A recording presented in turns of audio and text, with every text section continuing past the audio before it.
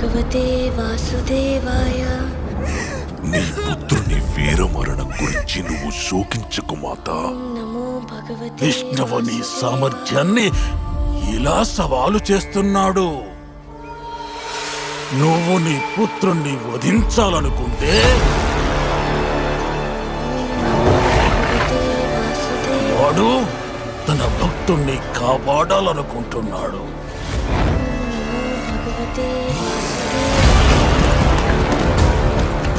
ఇది ఒక తండ్రికి పుత్రుడికి మధ్య గల అనుబంధానికి సంబంధించింది కాదు, ఆధిపత్యానికి సంబంధించింది. ప్రహ్లాదుడు కేవలం ఇద్దరు మహాయోధుల మధ్య చిక్కిన కీలు బొమ్మ మాత్రమే, ఇంకేమీ కాదు. గుణగణాలే వినిపించాలి. ఎప్పుడు హిరణ్యకశిపుడే భగవంతుడు. కీర్తించండి. ఈ విష్ణువు అంతటా వ్యాపించి ఉంటాడు కదూ. భగవతే వాసుదేవాయ. అలా అయితే అతడు ఈ స్తంభంలో కూడా ఉండాలిగా.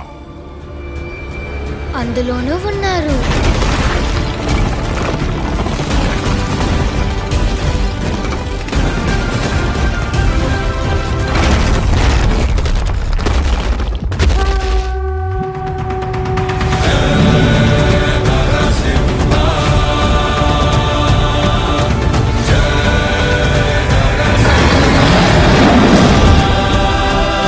నమో భగవతే వాసుదేవాయ.